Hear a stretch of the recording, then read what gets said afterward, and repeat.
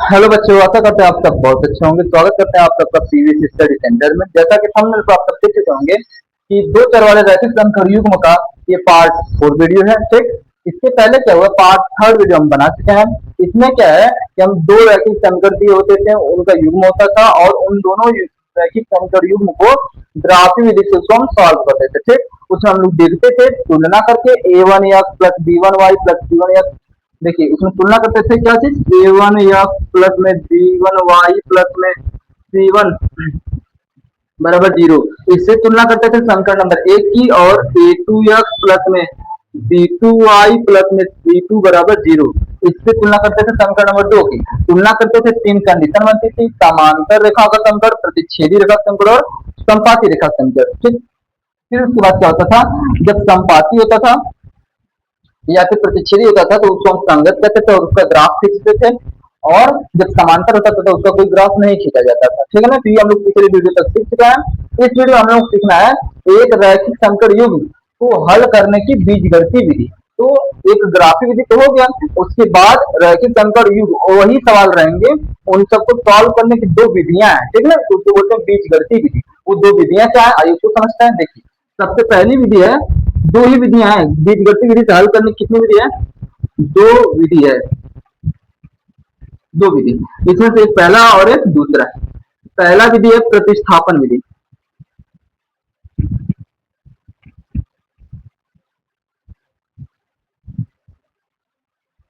पहला प्रतिस्थापन विधि और दूसरा है विलोपन विधि।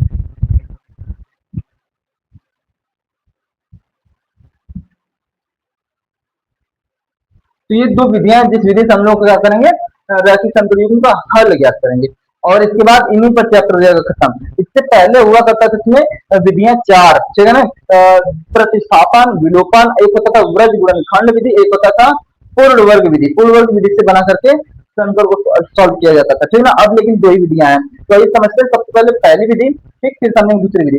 पहली विधि समझेंगे प्रतिस्थापन विधि, तो इस पर एक प्रश्नावली सॉल्व करना है। मतलब एक प्रश्नावली, जैसे कि 3.4 ये चैप्टर नंबर 14 है, तो एक 4.1 हम लोग ग्राफी विधि से समझे, प्रश्नावली समझेंगे 4.2 इसको सॉल्व करना है प्रतिस्थापन विधि से, और 4.3 जो होगा उसको सॉल्व करना है विलोपन विधि से। ठीक है कि नहीं।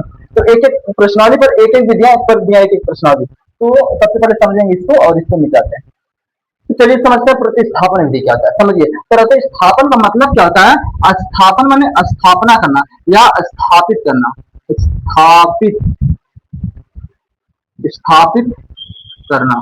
स्थापित करना का मतलब क्या होता है, जैसे दो चर वाला रैखिक संकर पढ़ रहे हैं तो हमारे पास दो चर रहेंगे। जैसे कोई भी संकर हो उसमें दो चर रहेगा। एक चर मान लीजिए, जैसे एक संकर लिख दें, इसमें एक चर x दिखा दे रहा है, एक चर y, तो दो चर दिखा दे रहा है, तो दो चर वाला रैखिक संकर स्थापित है। दो चर है तो दो चर वाला रैखिक संकर है। इसमें भी एक चर x है, एक चर y है, तो दो चर है और घात इसका एक है, इसका एक, तो ये एक घात वाला है तो उसको रैखिक कहेंगे। तो ये दो चर वाला रैखिक समीकरण। ठीक है कि नहीं। अब क्या होता है, इसमें हम सबसे पहले करते हैं क्या, देखिए एकदम आसान है। सबसे पहले करते क्या है, दो समीकरण को देखिए, इस समीकरण को माध्यम से बताते हैं फिर इसको लिखवाएंगे। जैसे कि मान लीजिए हमारे पास एक एक समीकरण लिखा हुआ है, तो हम किसी भी एक समीकरण, इसको समीकरण नंबर 1 मान लेंगे, इसको समीकरण नंबर 2 मान लेंगे। तो किसी भी एक समीकरण से एक चर राशि का मान निकालते हैं, नकली मान। समझिए कैसे, जैसे मान लीजिए जो आसान लगे उचित करिए। जैसे समीकरण नंबर 2 आसान लग रहा है, हम लिखेंगे समीकरण 2 से, समीकरण 2 से।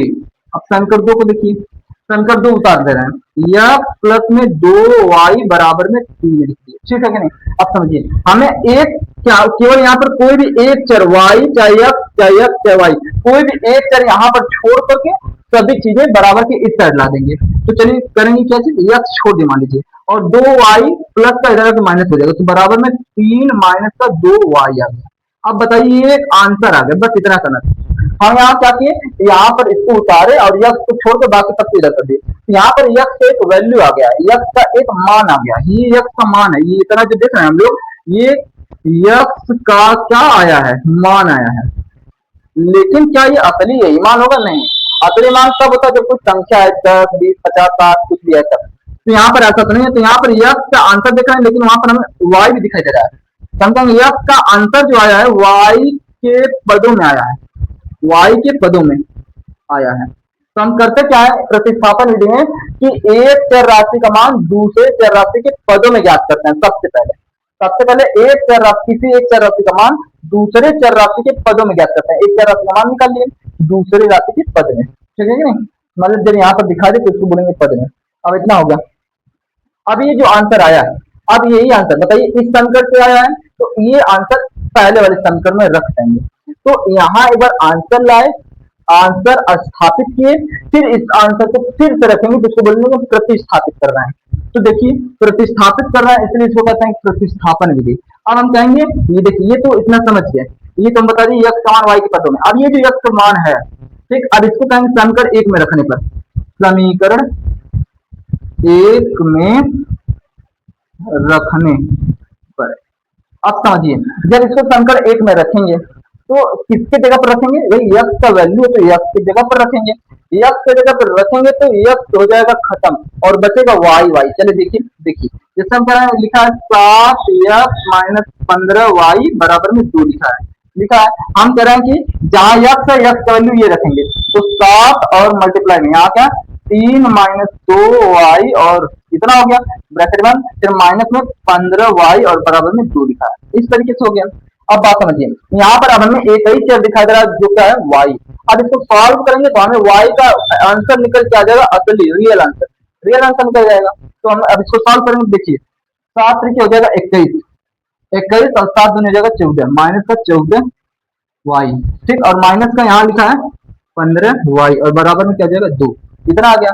अब बताइए माइनस का 14 माइनस के 15 जुड़ के माइनस का क्या हो जाएगा 29y और बराबर में यहाँ 2 लिखा है तो 2 उतार देंगे, ये 21 इधर प्लस में लगा घट जाएगा माइनस में, तो जाएगा क्या चीज 21। अब बताइए 29y बराबर 21 में से 2 जाएगा तो आ जाएगा माइनस का 19, माइनस से माइनस कर जाएगा, y बराबर क्या आ जाएगा 19 और ये बटे में आ जाएगा तो 29। तो ये y का आंसर आ गया। अब समझिए ये कुछ नहीं, इसका हम एक y के पदों में आंसर निकाल के दूसरे पहले समीकरण रख दिए तो एक आंसर आ गया। अब ये आंसर किसी भी एक समीकरण रख करके दूसरे चर राशि का मान निकालेंगे। अब देखिए हम कहेंगे y का मान किसी भी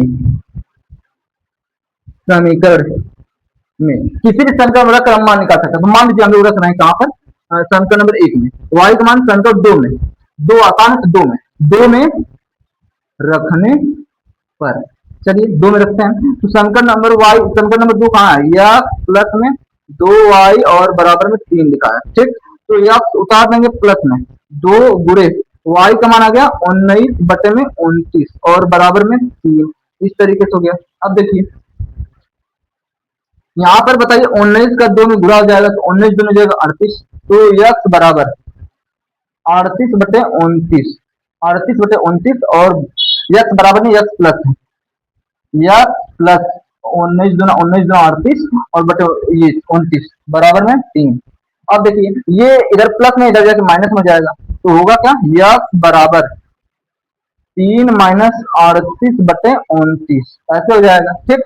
अब देखिए थोड़ा इसको यहाँ कर रहे हैं, x का वैल्यू अब क्या आएगा, देखिए 29 है, 29 का इसमें गुणा कर देंगे फिर 3 घटा देंगे, 29 का 3 में होगा तो कितना होगा 9 3 27 के 7 हासिल 2, फिर 2 3 दूनी 6 और 6 2 8 और माइनस में 38 और बटे में क्या आ जाएगा 29। तो x का वैल्यू क्या आ जाएगा, 87 में से 38 जाएगा, बताइए 17 में से 8 जाएगा कितना बचेगा 9 और ये 7 में से 3 गया आ जाएगा 4 और बटे में 29। इस तरीके से x का वैल्यू आ गया। अब समझिए यहाँ पर कुछ करना नहीं था, देखिए क्वेश्चन थोड़ा सा कठिन ले लिया तब बटन चला गया, बटन थोड़ा सा इतना चला गया, नहीं तो ये भी छोटा रहता। अब समझिए कहेंगे क्या, प्रतिस्थापन विधि सबसे पहले दोनों समीकरण में से किसी एक समीकरण में एक चर राशि का मान दूसरे चर राशि के पदों में ज्ञात कर लेते हैं। बस समझिए दो समीकरण है, दो समीकरण में से किसी एक समीकरण से एक चर राशि का मान दूसरे चर राशि के पदों में ज्ञात करते हैं। देखिए दोनों समीकरण था, एक समीकरण उठा लिए तो किसी एक समीकरण से अब किसी भी एक चर राशि का मान दूसरे चर राशि के पदों में निकालते हैं। मान लीजिए x का मान निकाले हैं दूसरे चर राशि के पदों में, तो इतना हो गया काम। अब ये आंसर दूसरे पहले में रखें तो दूसरे किसी दूसरे समीकरण में रख देते हैं, दूसरे समीकरण में रख करके एक चर राशि का मान ज्ञात कर लेते हैं। जब यहाँ दूसरे में रखेंगे यहाँ से निकाले फिर इसमें रखे तो हमें एक चर राशि का मान निकलेगा, अब इस चर राशि का मान किसी भी समीकरण में प्रतिस्थापित करके दूसरी भी अज्ञात राशि का मान ज्ञात कर लेते हैं, और इस विधि से समीकरण हल करने की विधि, जो इस तरीके से समीकरण हल करने की विधि को क्या कहते हैं, प्रतिस्थापन विधि कहते हैं। ठीक, अब देखिए हम इसकी परिभाषा लिख रहे हैं, फिर उसके बाद समझते हैं आगे। तो देखिए प्रतिस्थापन विधि क्या होता है, दो समीकरण में से, जैसे हमें दो समीकरण दिया है, तो दो समीकरण में से किसी एक समीकरण में, मान लीजिए कोई एक समीकरण लीजिए, ठीक, एक समीकरण मान लीजिए ले दिया, ठीक। अब क्या है, दो समीकरण में से किसी एक चर राशि, अब दो समीकरण में से एक समीकरण ले लिए, अब उस एक समीकरण में दो चर राशि है, तो उस दो चर राशि में से किसी एक चर राशि का मान निकालते हैं दूसरे चर राशि के पदों में, ठीक है कि नहीं। अब वही बता रहा है कि एक चर राशि का मान दूसरे चर राशि के पदों में ज्ञात ज्ञात करते हैं, ठीक है ना, करते हैं। अब वो ज्ञात हो गया। अब ये जिस समीकरण से ज्ञात किए हैं उसके अलावा जो दूसरा समीकरण है, इसके अलावा जो दूसरा समीकरण है, उस समीकरण में ये वैल्यू जो होगा प्रतिस्थापित कर देता है। देखिए कह रहा पुनः यह मान दूसरे समीकरण में प्रतिस्थापित कर देते हैं, और जब करेंगे उसमें तो उसमें केवल एक ही चर बचेगा, जिसको सॉल्व करने से उस दूसरी वाली जिस एक चर राशि जो होगी इसके मान निकाल सकते हैं। तो एक चर राशि का मान ज्ञात कर लेते हैं, ठीक है कि नहीं। अब जब एक राशि का मान ज्ञात हो जाता है, अब ये वैल्यू किसी भी समीकरण में रख देंगे तो दूसरी भी अज्ञात राशि का मान पता चल जाता है। इस मान को किसी भी समीकरण में रखकर दूसरी अज्ञात राशि का मान ज्ञात कर लेते हैं। तो इस प्रकार समीकरण हल करने की विधि क्या कहलाती है, प्रतिस्थापन विधि कहलाती है। ठीक, अब इसमें इस पर सवाल कैसे लगते हैं, ठीक है ना, इसको लिख लीजिए, फिर बताना। 3.2 के क्वेश्चन सब प्रतिस्थापन विधि से सॉल्व करना है। यहाँ लिखा है प्रश्न नंबर 1, निम्न रैखिक समीकरण युग्म को प्रतिस्थापन विधि से हल कीजिए। ठीक, हल कीजिए। इसमें टोटल 6 क्वेश्चन दिया है, तो ये समझते हैं बारी बारी से, एक दो क्वेश्चन सीखेंगे सब आसान हो जाएगा, ठीक है ना। देखिए सबसे पहला लिखेंगे क्वेश्चन नंबर फर्स्ट और लिखेंगे हल। एक बार फर्स्ट क्वेश्चन उतारते हैं। देखिए लिखा है x प्लस में y बराबर में क्या दिया है 14, और एक दिया है x माइनस वाई बराबर क्या दिया है 4। ठीक, अब इस समीकरण इसको कहेंगे समीकरण नंबर क्या है 1, और ये समीकरण नंबर क्या कहेंगे 2। अब इन दोनों समीकरणों में देखिए ध्यान से, इन दोनों समीकरण में से किसी भी एक समीकरण को हम ले लेंगे। ठीक, ध्यान समझिए, मान लीजिए 2 वाला ले लेंगे, तो हम कहेंगे समीकरण 2 से, समीकरण 2 से, तो समीकरण 2 को उठाइए, x माइनस वाई बराबर क्या दिया है 4। अब दो एक समीकरण उठा लिया, अब एक समीकरण में दो चर है, तो एक चर का मान निकालेंगे दूसरे चर के पदों में। तो हम कहेंगे एक चर, मान लीजिए x छोड़ दिए, y इधर भेज दिए, तो y इधर माइनस है, इधर जाएगा प्लस में, तो बराबर में 4 और प्लस में y निकल गया। तो यहाँ पर हम एक समीकरण से एक चर का मान निकाले, नकली मान, इसको निकालें y के पदों में, हो गया। अब ये इस समीकरण से निकालना है, तो इसका मान समीकरण नंबर दूसरे वाले में रखेंगे। ठीक, तो हम कहेंगे पहले वाले समीकरण है, जिसे हम कहेंगे x का मान, x का मान समीकरण किसमें, समीकरण 1 में, 1 में रखने पर। चलिए सबसे पहले समीकरण 1 उतारते हैं, फिर उसके बाद रखेंगे x प्लस में y बराबर में 14, ये उतर गया। ठीक, अब समझिए यहाँ पर लिखा है क्या चीज, x प्लस में y बराबर 14, तो हम कह रहे हैं क्या, समीकरण तो 1 था, उतार दिया, अब हम कह रहे हैं x का वैल्यू आ गया और यही वैल्यू 1 में रखना है, तो x का वैल्यू आया y प्लस में 4 प्लस y, तो यहाँ x जाए लेकिन 4 प्लस में y और प्लस में y और बराबर में 14, ऐसे हो गया। अब हम कहेंगे y 2y और 14, 4 उधर जाके घट जाएगा, 2y बराबर में, यहाँ 14, यहाँ 4 आगे घट जाएगा, तो 14 माइनस 4, तो 2y और बराबर हो जाएगा 10, कट जाएगा, तो y बराबर आ गया कितना 5। मतलब क्या होगा, एक चर राशि का मान निकालते हैं y के पदों में, ये दूसरे समीकरण जब रखेंगे तो एक चर राशि का मान हमेशा ज्ञात हो जाएगा, है ना। अब इसका मान किसी भी समीकरण में रख देंगे तो हमें दूसरे चर राशि का मान हो जाएगा पता, तो हम कहेंगे y का मान समीकरण किसमें किसमें रखें, एक में भी, दो में, मान लीजिए एक में रखना, कहेंगे y का मान समीकरण 1 में रखने पर। चलिए समीकरण देखिए, हम कह रहे हैं कि हमारा समीकरण तो यही है, x प्लस में y बराबर में 14। ठीक, तो x का मान, ठीक y का मान निकला, x निकालना है, x प्लस में y का मान हो गया 5 और बराबर में 14। ठीक, तो x का मान निकालना है, तो 5 इधर घट जाएगा, तो 14 माइनस 5, तो x का मान आ गया कितना 9, यहाँ आंसर खत्म। ठीक, अच्छा अगर कहेंगे सर इससे रखेंगे तभी आंसर आएगा, वही हाँ इसमें रखेंगे तभी वही आंसर आएगा, वो भी एक बार देख लीजिए। एक्स माइनस वाई और बराबर लिखा है कितना 4। एक्स और माइनस वाई का मान आया था कितना 5 और बराबर में 4। -5 उधर जाके जुड़ जाएगा तो एक्स का वैल्यू आ जाएगा 4 और प्लस में 5, एक्स बराबर आ जाएगा 9। ठीक है ना, तो कहीं पर रखेंगे तो आंसर सेम आएगा। ये पहला क्वेश्चन था, बड़ा आसान है और छोटा सा देखिए कितना है। अब समझेंगे सेकंड क्वेश्चन, यहाँ सेकंड क्वेश्चन इसको उतारिए। चलिए देखते हैं सेकंड क्वेश्चन क्या बताना। देखिए हम चाहेंगे सेकंड क्वेश्चन उतारेंगे पहले सबसे पहले और लिखेंगे हल। बताइए सेकंड क्वेश्चन है क्या, एक्स माइनस ये एक्स है ठीक, तो एक्स पता चले उतनी एक्स को ऐसे लिखेंगे ठीक है ना, एक्स पता चले एक्स माइनस टी बराबर में 3 ठीक। और दूसरा लिखा है एक्स बटे 3 और प्लस में टी बटे 2 और बराबर में क्या हो जाएगा 6 ठीक। सबसे पहले इस समीकरण को ये देखिए, ये तो समीकरण नंबर 1 है, इसका नाम समीकरण नंबर 2 मत रखिए, 2 रखेंगे तो अभी कठिन लग रहा है देखने, थोड़ा सा इसको आसान बना लें। आसान कैसे बनाएंगे, 3 और 2 का एलसीएम ले लेंगे आ जाएगा 6 ठीक। अब 3 का बताइए, 3 का ये 6 कितना गुना है 2 गुना है, तो इस ऊपर वाले का भी 2 गुना खोजेंगे तो इसका 2 गुना हो जाएगा 2 यस प्लस 2 का ये 6 कितना गुना है 3, तो इसका भी 3 गुना खोजेंगे तो 3 टी बराबर में 6 ऐसे हो गया ठीक। अब ये भाग में रह जाए गुणा हो जाएगा तो आ जाएगा 2 यस प्लस में 3 टी और बराबर में 36। इसको कहेंगे समीकरण नंबर दूसरा। इस तरीके से समीकरण आसान हो गया। अब इन दोनों को सॉल्व करेंगे तो हमें समीकरण नंबर 1 आसान लग रहा है, किससे सॉल्व करेंगे तो हम कहेंगे समीकरण 1 से। चलिए समीकरण देखिए लिखा है एक्स माइनस टी बराबर लिखा है 3 ठीक। हम एक्स का मान निकालेंगे टी के पदों में तो एक्स बराबर टी माइनस में जाएगा प्लस हो जाएगा 3 प्लस में टी हो जाएगा। अब ये एक्स का मान निकल गया टी के पदों में। अब ये मान बताइए हम समीकरण 1 से निकाले हैं तो इसका मान कहाँ रखेंगे समीकरण नंबर 2 में ठीक है ना, तो हम कहेंगे एक्स का मान समीकरण 2 में रखने पर।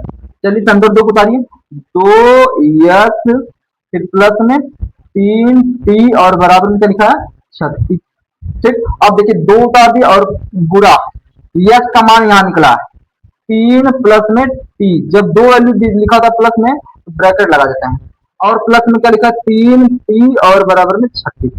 अब यहाँ ध्यान देखिए, अब यहाँ केवल एक ही चर है जिसका नाम है टी ठीक, इसको सॉल्व करेंगे तो एक टी का वैल्यू पता चल जाएगा ठीक। तो अब ये पता चल जाएगा तो फिर टी का वैल्यू किसी भी पहले वाले में चाहे दूसरे वाले में रख देंगे, दूसरा मान भी पता चल जाएगा। अब समझिए आप क्या होगा 3 गुना 6 और 3 का 2 का 3 करेंगे क्या हो जाएगा 2 टी और प्लस में 3 टी और बराबर में 36 ठीक। ये प्लस का उधर जाके घट जाएगा और ये 2 टी 3 टी मिलके 5 टी बराबर 36, ये घट जाएगा माइनस में 6 तो 5 टी बराबर में आ जाएगा 30 और 5 से 30 कर जाएगा टी बराबर आ जाएगा कितना 6, 5 कटेगा 6 बार में टी का मान आ गया 6। और ये मान जो है समीकरण नंबर 1 में चाहे 2 में,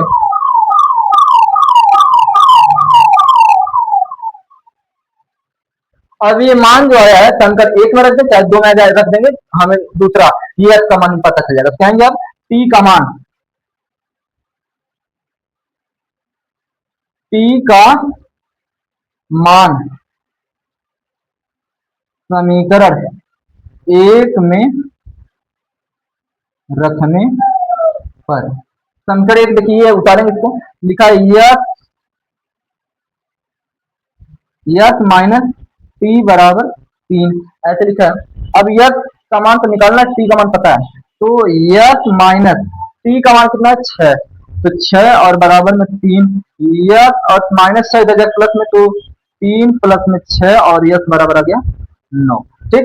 इस तरीके से देखिए टी बराबर 6 यस बराबर 9 आ गया।